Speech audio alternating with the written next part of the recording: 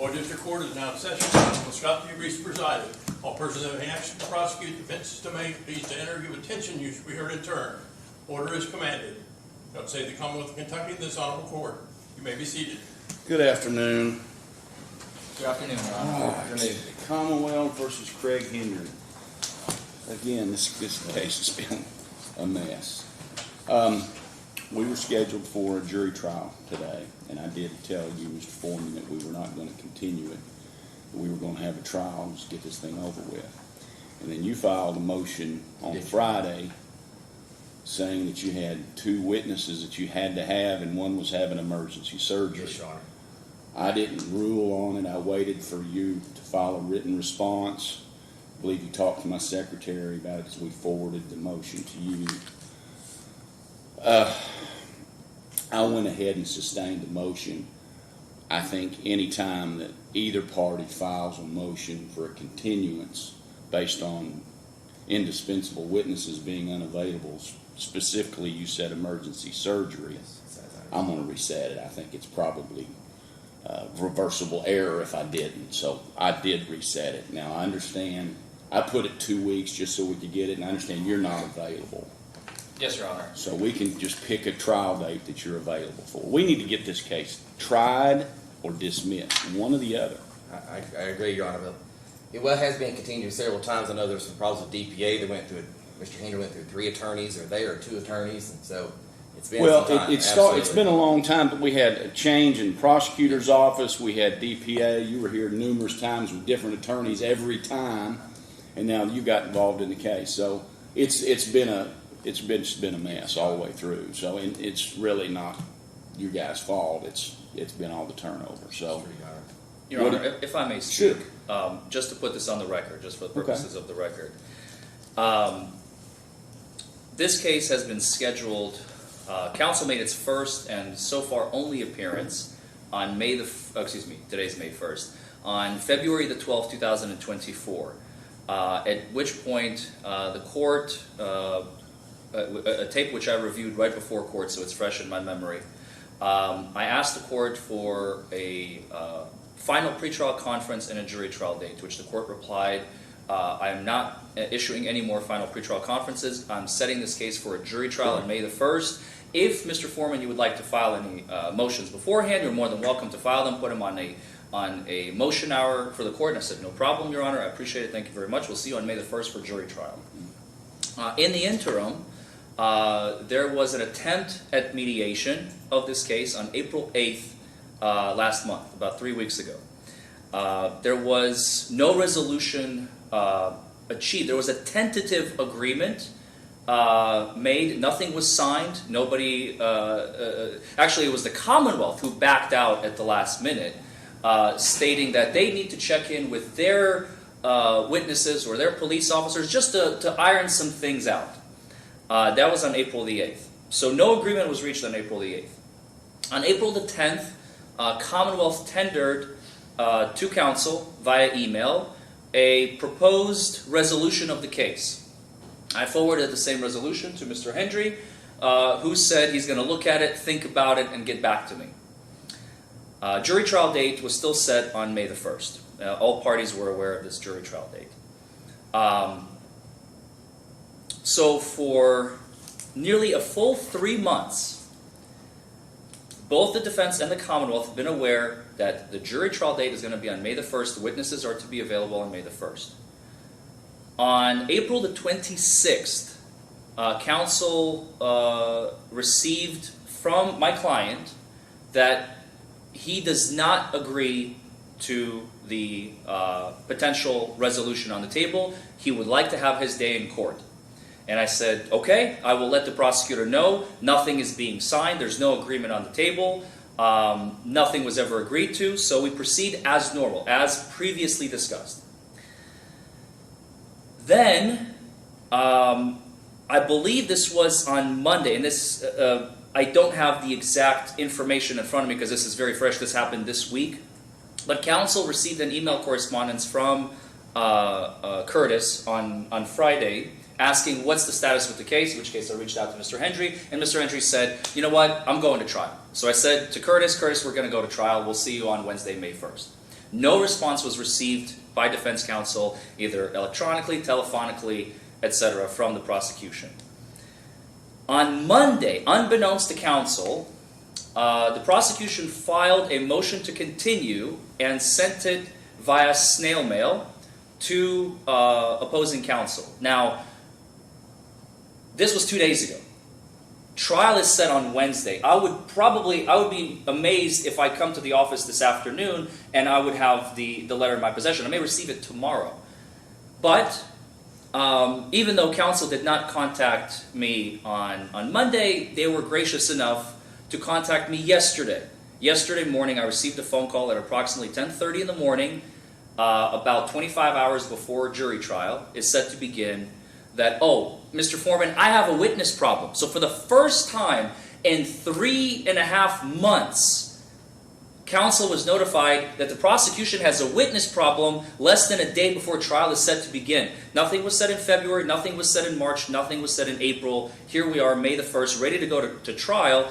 And Mr. Hendry has made special preparations. He has potential witnesses who have come from Washington, D.C. He himself has driven 5.5 hours yesterday. He got 2 hotel rooms, and he had to make preparations so that he can be in court on time at 1 p.m. on Wednesday, May the 1st.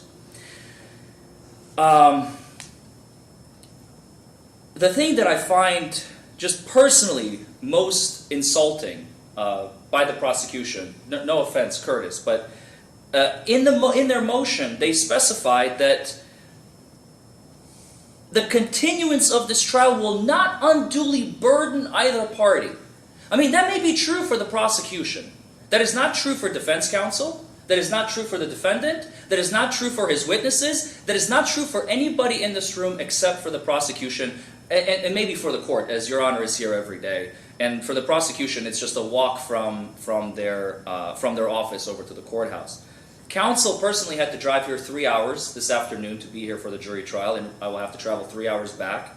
Mr. Hendry had to drive 5.5 hours from Brazil, Indiana. He had, like as I've stated, 2 hotel rooms that he booked to be here today. And he has a potential witness who flew in from Washington, D.C. who had to book a flight and a hotel as well. And all of this is outlined in my objection to the Commonwealth's motion to continue. Things happen. I have absolutely no qualms about the fact that sometimes emergencies happen. However, I believe that opposing counsel had ample opportunity and, first of all, to notify opposing counsel about the fact that the trial will not go. They waited until the very last minute, knowing there is no signed agreement on the table. And I think it is wholly inappropriate, and me personally, I believe the court should hold their feet to the fire, because we are not the ones bringing the charges. And as the court very aptly said, they're more than welcome to dismiss the charges if they're not happy. And if they're unable to announce ready on the date of trial, we would like the court to rule either a dismissal on the Commonwealth's failure to announce ready, or make them try their case without. I mean, there are 5 witnesses in this case, Your Honor. I believe, and we anticipate Angie Lake, Miranda Bradley, Richard Jones, Howard Turner, Charles Runyon, and potentially a former Sheriff Woods, so 6 as a matter of fact, that may be testifying here today. I believe just the absence of 2 witnesses, we don't even know which 2 witnesses they are. I would like to, at least if nothing else, on the record, who are the 2 witnesses that are unavailable? Because maybe the Commonwealth still has 98% of their case intact. We don't know. They simply stated one of them. There are 6 potential and possibly more that are not listed whose reports we do not have. So, Your Honor, I did already state that the May 15th does not work for counsel as I'll be out of town. We'll come up with a date. But I believe that the defense is ready to proceed with trial. Mr. Hendry is ready to proceed with trial. My associate attorney, Your Honor, Samina Chaudhry, she is here. She's also ready to assist me with trial. We have produced reciprocal discovery to the Commonwealth. We have all our ducks in a row, and we're ready to proceed, Your Honor. Response. Well, Your Honor, I know Mr. Forman likes to put on a show for Facebook and social media. The reality is we went to mediation on April the 8th. Any reasonable person would have concluded that we had an agreement in place. But irrespective of that, we have two witnesses that are unavailable. One of them being a health issue, nothing I can do about that to change that. That's a fact. But on Friday, after I hadn't received the signed agreement back, and throughout the course from April the 8th until this past Friday, I think I had sent maybe 2 messages. And I sent one on Friday asking, hey, can I have a copy of that signed agreement? And he writes, Mr. Forman, I'm very disappointed to report that he, referring to Mr. Hendry, changed his mind. So again, irrespective of whether we had an agreement, which I believe any reasonable person would conclude that we did, I cannot produce 2 witnesses that are necessary to be here today. So you guys had a mediation and you didn't, and you left without a signed agreement? It was done by Zoom, because I know they were out of town, so we did it by Zoom, and we weren't able to do it at that time. Response. Your Honor, there was no signed agreement in this case. There was a potential avenue that we were exploring on how to resolve this case, and the Commonwealth, not the defense, not Mr. Hendry. As a matter of fact, there was maybe even a point where Mr. Hendry could have potentially gotten it resolved on the 8th. I don't know. I'm not Mr. Hendry. But what I can say with specificity is that it was Mr. Dotson who asked at the end, at the conclusion of mediation, said, Mr. Forman, I need some additional time to figure things out. And it was left at that. So when you left mediation, you thought you had an agreement, but you didn't have a signed agreement. That's correct? What was offered? What was the recommendation from the mediator? We were going to do a diversion agreement, Your Honor. Diversion with a plea, without a plea? It was without a plea, but we were doing a diversion for 1 year, and one condition is to commit no other crimes in Boyd County, Kentucky. So a diversion without a plea, basically a continuance for a year, and if he gets no other arrests, then you dismiss. Yes, that was our plan, Your Honor. And what did you say about that? I mean, it's basically a continuance, and they're going to dismiss it. Isn't that what I'm hearing? Yes, Your Honor. And Your Honor, my client wants his day in court. Okay, and he's entitled to that. But, I mean, a dismissal is a dismissal. Is that what you want? You don't want to continue it for, and you say a year? Yes, Your Honor. Can't we do it for 6 months? If that would be okay with this court? I'm fine with it. I'm just trying to resolve this. This case has been going, this is a big misdemeanor, guys. We either need to try it or cut it loose. So, do you want a couple minutes to talk to your attorney? Or do you want me to give you a new trial date? And if we do a new trial date, we're going to have a trial. I don't care what witnesses are not available. And Your Honor, just for the record, what are the 2 witnesses that are unavailable, if you don't mind? Your Honor, I know one of them's health issues. If you want to approach... He's just asking their The name. names. It's Angela Lake and Mr. Runyon. Runyon. Okay. Lake and Runyon.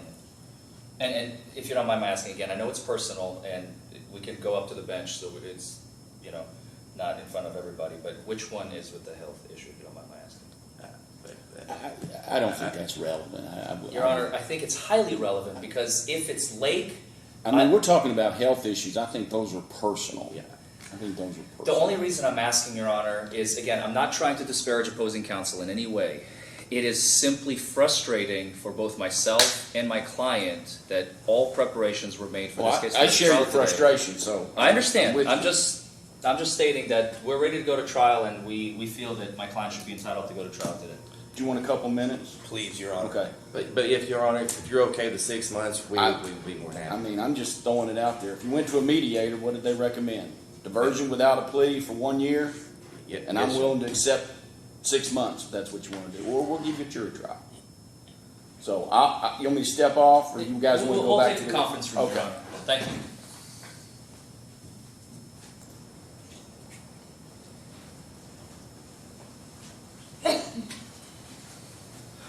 All right. I came up with an idea Okay. in the back when we were talking.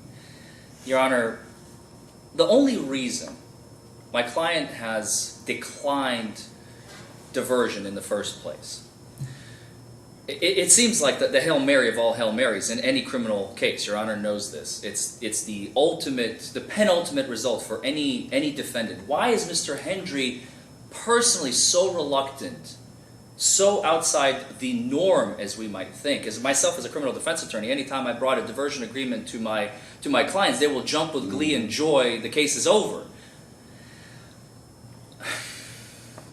My client's philosophical, moral, and ethical obligation between him and his Lord is that if he is to agree to a diversion, in essence and in his words, I'm agreeing that I don't exist in this county. So even if we limit, and it does sound confusing, but allow me to explain, Your Honor. In essence, if he signs the diversion agreement and he allows Boyd County, in theory, he's never intending to come back here in the first place. He has no business in Boyd County. This was a mere Frankenstein's monster happenstance that was weaved in through parts, and they agreed to meet in Boyd County. He lives 5.5 hours away. He's got the Washington, D.C. guy who's over here, and they said, this is the midpoint, let's just meet here. It's close to West Virginia, both of us can meet here. And so, as a result of that, if he is to agree to diversion, his moral code simply cannot allow it. So, even though it seems like the ultimate result for pretty much any defendant, Mr. Hendry is the one in 100 million that will come before the court over the next 1,000 years. So, I came up with an idea. What if, since the Commonwealth has clearly stated, for whatever reason, that they are not ready to proceed with trial, and the defense is ready to proceed with trial, in order to allow everybody to save face, both Mr. Hendry, Mr. Dotson, and the court, what if we don't maybe not call it a dismissal, but find a way to make the case end, resolve, conclude, el fin, today, without any conditions, attachments, or stipulations that will bind Mr. Hendry to allow him to save face as well. I tell you what, you guys probably need to talk. You want to go off the record, or we can do it on the record. He's made a proposal. I mean, I'll go off the record. I'll step off. You guys can discuss it in private, whatever you want to do. Ball's in your court, Mr. Dotson. Let me speak with Mr. Forman just for a second. I'm going to step off. Get me when they're ready. All right. So we haven't agreed. Yes, Your Honor. Sure.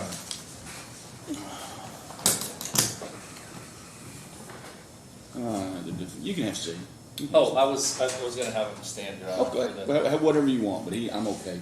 All right, thank you. The defendant herein and the attorney for the Commonwealth being in agreement and having affixed their signatures hereto, and the court being otherwise advised herein, enter in a pretrial diversion agreement. It's hereby ordered and adjudged as follows. The defendant, Craig Hendry, is charged with disorderly conduct and criminal trespass 3rd degree. The defendant, upon entering this agreement, will resolve this case. The period of diversion shall be 180 days. No terms or conditions apply. Jury trial set for 1st day of May shall be removed from the court's docket. At the completion, the defendant shall be deemed fully discharged and all charges against him will be dismissed with prejudice. Is that the party's agreement? Yes, Your Honor. Yes, Your Honor. Yes, Your Honor. Signed by Mr. Dotson, signed by Mr. Henry, and signed by Mr. Forman, Mr. Henry's counsel. So we need a 6-month review date. November 1st. Let's go, November 1st is a Saturday. So let's go you want it on Monday or Wednesday? What's more convenient for you guys? I'm sorry, November 1st is a Friday, Your Honor. On 2000. I'm looking at 2025. Oh, that's because December is a Sunday. Yeah, I'm looking at 2000. I've got 3 or 4 years of calendars up there. I understand completely. All right, so November. Are you wanting him to be here for the diversion review? No, Your Honor, he doesn't. So you guys don't need to be here? That's correct. Your I'll Honor. call, here's what I normally do on diversions. I'll call the case, the Commonwealth will say he's in compliant, I'll dismiss as diverted. Are you okay with that? Yes, Your Honor. Are you okay with that? Yes, Your Honor. All right, so we just need a diversion review, and you don't have to worry about being here. Let's go November, I'm not on the November the 1st date, so let's go, it'll be a little bit earlier, okay? Because I'm on October 21st through the 25th. You okay with that? Yes, Your Honor. So it basically will be a little bit shorter than 180 days. So let's go, October the 21st is going to be the review Yes, Your Honor. at 1 p.m. I'll sign the agreement. I'll tell you what, just give him a copy of that. He doesn't need this. All right, anything else? No, Your No, Your Honor. All right, safe travels. Thank you, Your Honor. Thank you, Your Honor. That's all we have. Maybe we Yes, sir. And Your Honor, I'm not sure if I introduced co-counsel, my associate. You mentioned her name at Yeah. the first. But How we are didn't you? really have a chance Nice to to. meet you. We don't come around these parts very often. You guys out of Louisville? Yes, sir.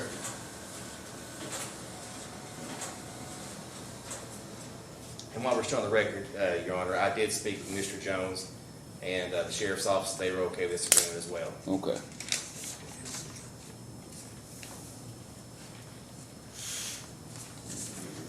Date I say October the 23rd.